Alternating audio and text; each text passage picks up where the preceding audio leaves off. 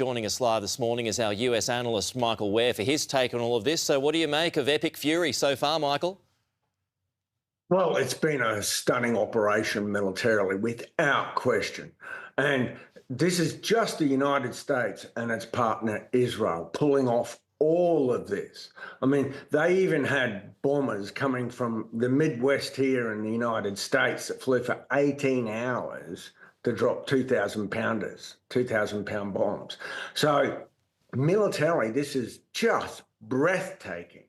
And we know that they've been trying to cut the head off the snake. They assassinated the supreme leader. That's stunning.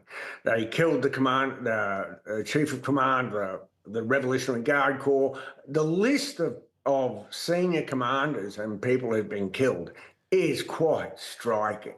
Now, what we're hearing from President Trump is that the new Iranian leaders, whoever they may be, want to talk. The government officials from Oman backed that up and said, yeah, Iran does want to talk.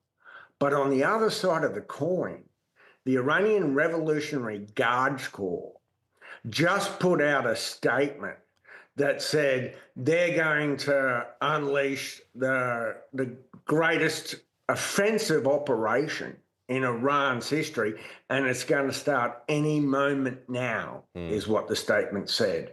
So, look, it's clear that the Iranian military capabilities have been significantly degraded, but as all these ongoing attacks display, they're down, but they're not out. They can still strike at us. Well, but that shows that when you've got an air-only campaign, doesn't it, that you can only do so much. I mean, might there have to be, I was talking to Mark Montgomery about this a little earlier, might there have to be some kind of boot-on-the-ground follow-up? Is that even possible in a country such as Iran? Quite frankly, I don't see that happening. There's no appetite for it here, even amongst the war planners. Because, you know, you can invade Iraq, a flat desert country with worn down military of about 500,000. We took them out in 3 weeks during the invasion. Iran's a totally different situation. It's got 90 million people, or 70, 80, 90 million people. It's mountainous terrain. You would have to send so many troops just to cover your bases. So, look, there's no appetite whatsoever for boots on the ground, but you're right.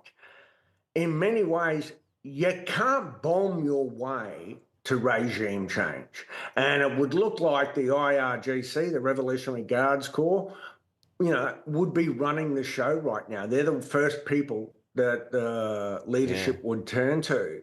And